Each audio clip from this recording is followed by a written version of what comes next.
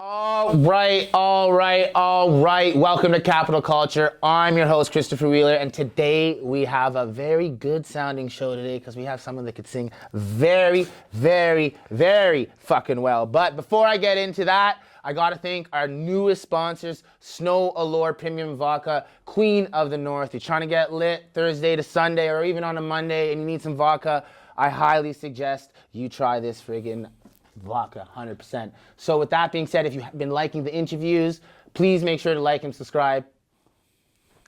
Let's get on to the friggin' show. Mr. Today. What's going on, How bro? are you? I'm alright, man, living life. I appreciate you coming through, man. I really do. No, I appreciate you for having me, man. So I just want to start off with a real basic question for you. Who is the real Today? The real today, man, I'm just a kid from Scarborough, trying to live his dream. I'm a single dad. I'm a role model. I'm just, me. I always just try to be myself and, I feel that. never try to really, copy after other people and shit. So I'm just doing me, Trying to be original, and I like that. Yeah, so I kind of spoke off camera a little bit with you. You're a single father in the music game. Can you speak on how hard that is, or if you don't mind and you just kind of work through it? Like, tell me a little bit about that. I guess it's tough, but it kind of gives me like motivation as well. I always know that there's something to work for. Like I obviously want to be able to give my daughters everything that they want, right? And so, and they push me. Like I made like a little song for them. It went viral on 6 Balls and stuff too. So like they just give me inspiration, and obviously, it's hard to separate and find the balance between like being a dad and then chasing after a dream, right? Because 100%. when you're trying to be there and be present, you can't always be focused on the music, right? But I think I found a decent balance. 100%. It's good that you found that medium so you can continue to execute. Now, I'd like to ask, where does the name come from? Today. So, I'm 3 years sober now, but people who knew me before will know. So I had a drinking problem and a partying problem and stuff, right? Okay. And it affected my life like really bad. And so when I went to go get help, I went to a meeting. And the person who took me to my first meeting, afterwards they said, yo, there's this book that a lot of like people who are trying to recover buy, and it's called Just for Today. And pretty much what it is like, it's like a day by day thing throughout for every day of the year, gives you like a goal of how to improve yourself. So okay. He bought me that book. When I was like doing better and was in recovery, I went viral on 6 Buzz a different time, and I was like, we were like, yo, we gotta change my name. So when I thought of the name, Today, just like I thought of Just for Today, because that book meant like a lot to me, right? Like just the whole process of me like trying to recover, and so. That's clever. I like that. Yeah, I like so that story. I wasn't gonna name myself Just for Today, like it's too long, right? But like Today, and then kind of looked into the Spotify, Apple Music, see if it's been taken, and it was there. So I was like, fuck it, let's get it. Let's 2 ride days from with now it. on, baby.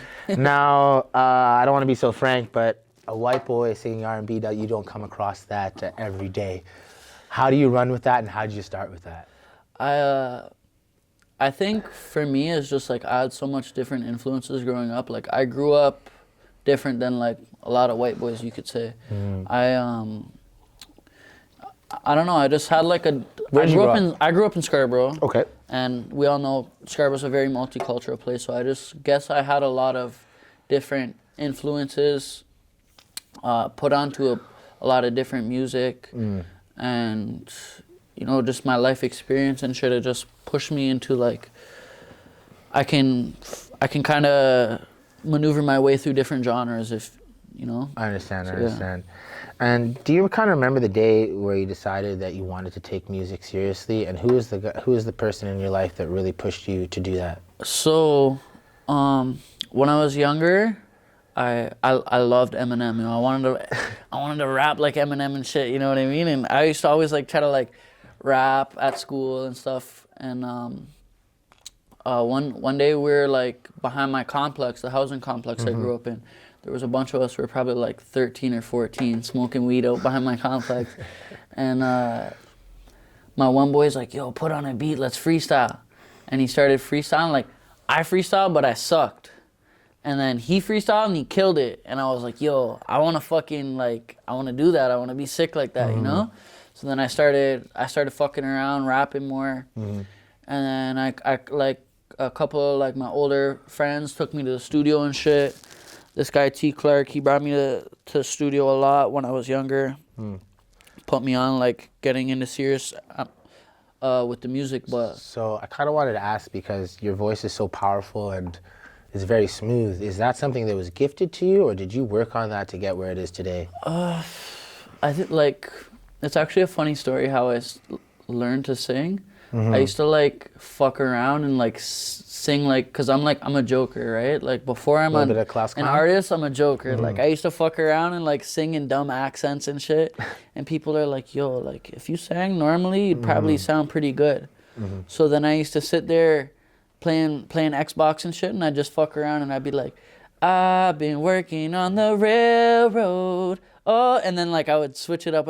I've been working on the railroad all the live long day. You know, just like do runs and shit and practice. And then I just started to realize like, fuck, I could sing, you know? And then as I was saying, like when I started taking it serious and going to the studio more, like I was kind of like fucked up as a teenager.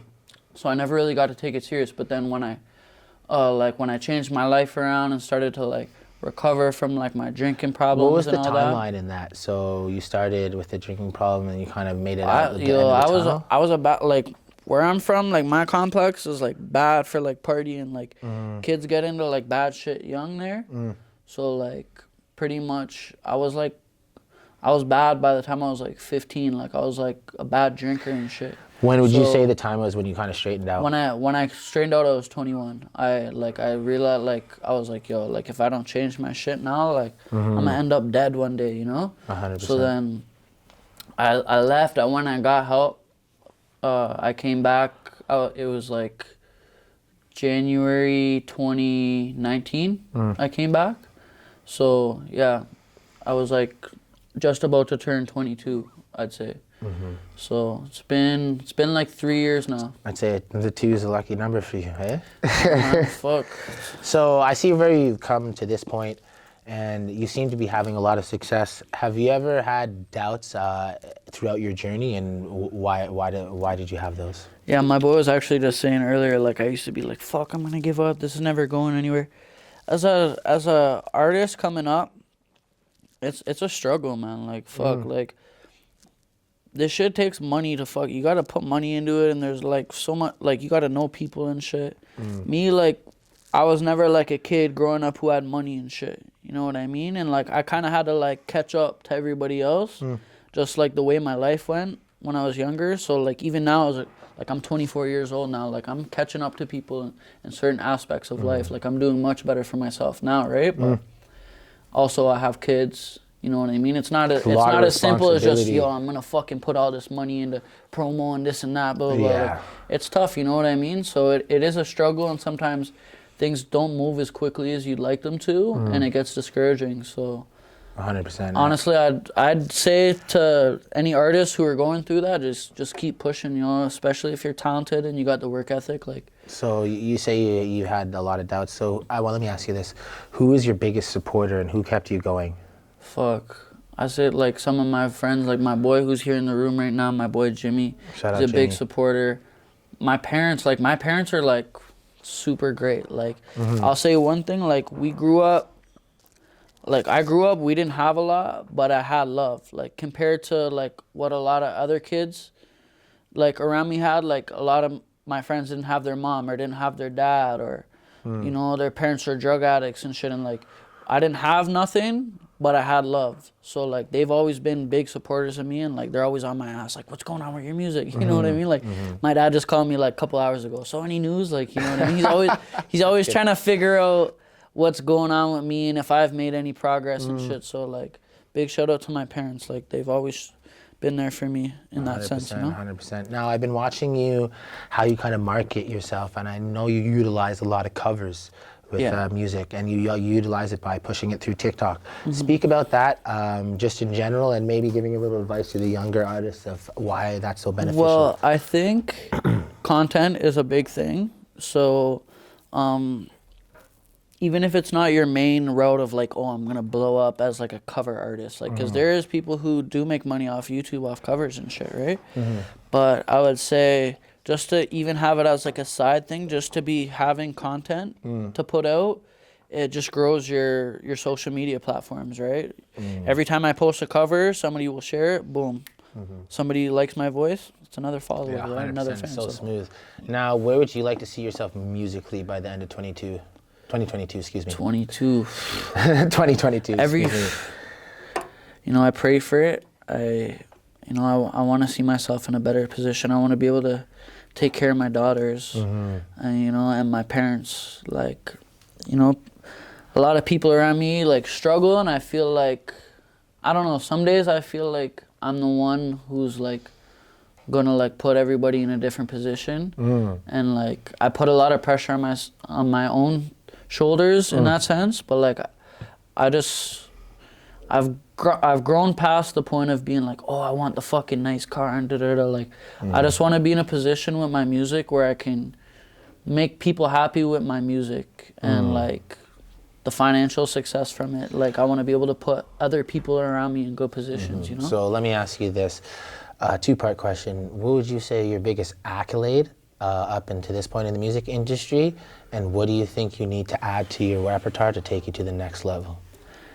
Man, my biggest accolade, well, that's hard to say because I really haven't done much yet. Like, in terms of where I want to be, I haven't done shit. You know what I mean? Like, it's crazy.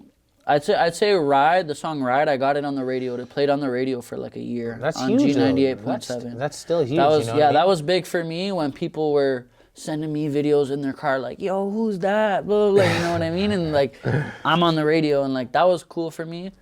But, like, I feel like I gotta, like, with how talented I am, I feel like that's just fucking not even scratching the surface, you know? Okay. Now, you're a white boy in an R&B genre. Do you kind of receive any, I'll say, reverse racism in the sense of, like, sometimes maybe artists or producers might not take you as seriously because you're white in a different genre? I think with the music that I was doing before, people might not take me as serious. I don't know, like, I grew up in the hood, you know what I mean? So Galloway's correct? I don't really want to see I'll cut that out. My bad. I was just, no. We'll cut it out. Don't worry about it. I'm from Scarborough. I'm from the Kingston and Galloway area of Scarborough. So it's kind of easy to fall into shit, you know what I mean? And have bad influences around you that might, like, influence your choice of music in a certain way, you know what I mean? Like, I kind of wanted to be like a rapper growing up and shit, you know what I mean? But people might not take me as serious in that sense.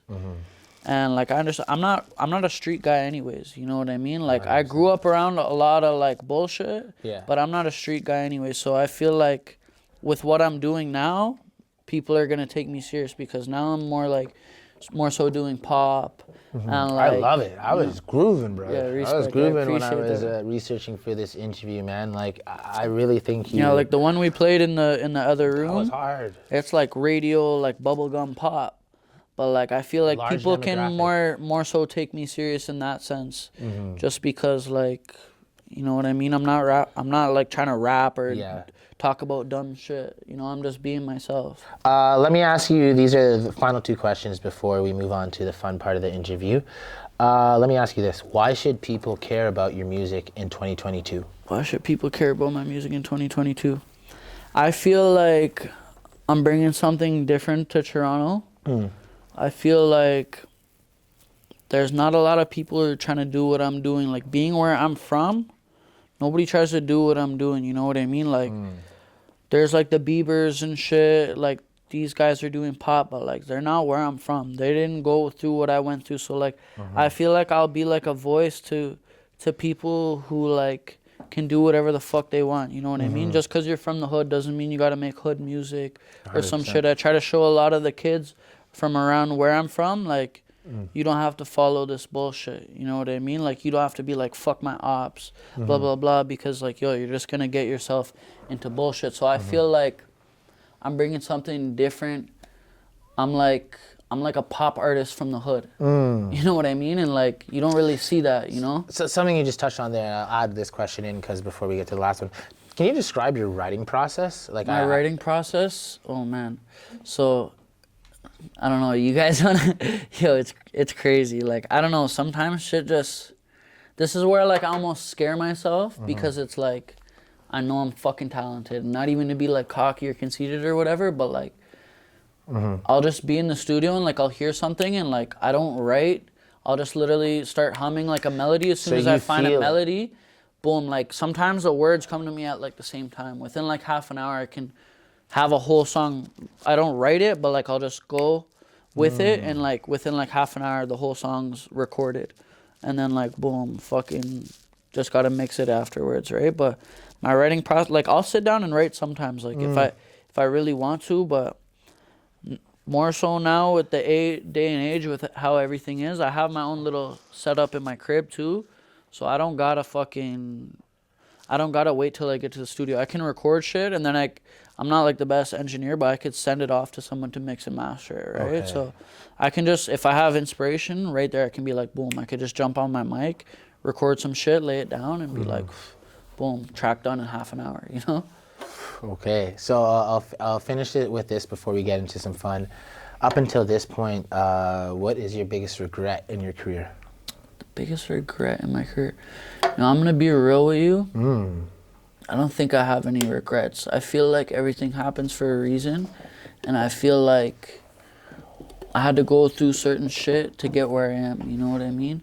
Things are starting to look good for me, so I feel like whatever I've been doing, no matter how long it took, no matter how fucking, you know, I had to try this type of music and find, like, I had to find my sound, right? So if I didn't go through certain shit, like if I didn't put out certain music in the past and gotten certain reviews and this and that, like, I never would have realized, like, what the fuck I'm supposed to do. And now I know what I'm supposed to do, like the music I'm supposed to do, and I like the path I'm on better now. So I'd say that I don't really got regrets when it comes to that shit, because everything led me to where I am. A really good explanation, so I'll let you slide. You know, that made sense. Appreciate that. So with that being said, thank you for smashing the interview. I'm going to give you this camera. Whatever you want to say to friends, family, or fans, I'll give it to you. Sign it off, and then I'll take it off with my camera. Fuck. What do I got to say? All I got to say is, man, look out for me. I've been working hard. I found my sound. And I feel like you guys are going to be seeing a lot more of me. Just shout out to everyone who's been supporting me, and shout out to everyone who will continue to support me, and, you know, got love for everybody. So peace. Peace. Yo, with that being said, today, Christopher Wheeler signing off. And with that being said, if you like the interviews and you like what you see on this channel, like and subscribe. Chris Wheeler, Capital Like, Culture. subscribe, and comment, motherfuckers. You already know.